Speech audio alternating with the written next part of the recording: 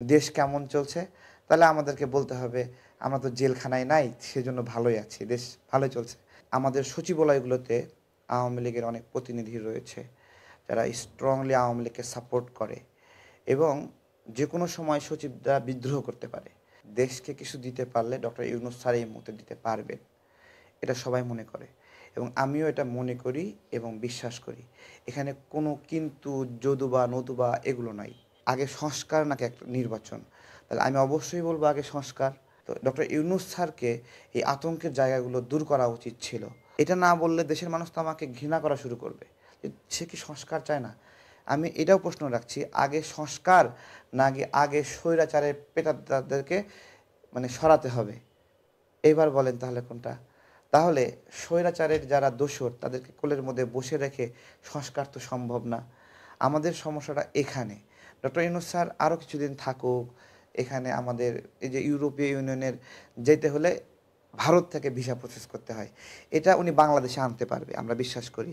অস্ট্রেলিয়ার visa processing বাংলাদেশে আনার প্রক্রিয়া চলছে। এই যে কাজগুলো, এগুলো কিন্তু কোনো রাজনৈতিক দল এসে করতে পারবে না। বাংলাদেশে ইউনূস স্যার ইউরোপীয় ইউনিয়নের দেশগুলোকে এনে মিটিং করালেন, যেটা এর আগে হতো ভারতে। তো এই যে পরিবর্তনের জন্য যে শক্তি, বৈশ্বিক শক্তি, এটা ওনার আছে। এটাকে কাজে লাগালে দেশ উপকৃত হবে। কিন্তু আমরা এই আওয়ামী দোসর এই প্রেতাত্মা থেকে মুক্তি চাই।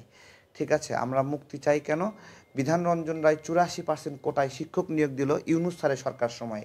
ইউনূস স্যারের সুনাম হলো না দুর্নাম হলো? তাই না? আমাদের হাইকোর্টে রিট করে থামাইতে হইলো এটা। আবার শুনতেছি বিধান রঞ্জন রায় এটাকে করবেন। তাহলে বিধান রঞ্জন রায় স্যার ইউনূস সরকারের উপকার করতেছে না, বাঁশ দিচ্ছে। আমাদের স্বরাষ্ট্র উপদেষ্টা, তিনি পাসপোর্ট অধিদপ্তরের জালিয়াতির বিষয়গুলো জানেন। সেলিনা বানু 7 দিনে 7.5 কোটি টাকা লুটপাট করেছে পাসপোর্ট অধিদপ্তরে। আমরা জানালাম, নিউজ হলো সকল গণমাধ্যমে, কোনো ব্যবস্থা নিলেন না। এরপরে আওয়ামী দোসর পুলিশ অফিসার ছাত্র জনতাকে পুড়ায় মারল, তাকে পাসপোর্ট প্রদান করলো পাসপোর্ট অধিদপ্তরের ডিজি, এডিজি নুরুল আলম। আমরা এই বিষয়ে অভিযোগ দিলাম। শিরিন শারমিনকে বাসায় গিয়ে পাসপোর্টের ছবি টবি তুলে দিয়ে আসো। এই যে সরকার বলতেছে পাওয়া যাচ্ছে না, পাওয়া যাচ্ছে না, ঠিক আছে, অথচ পাসপোর্ট অধিদপ্তর ঠিকই খুঁজে পাইলো। তার মানে ওবায়দুল কাদের যে বাংলাদেশে ছিল, তার মানে ওইভাবেই ছিল।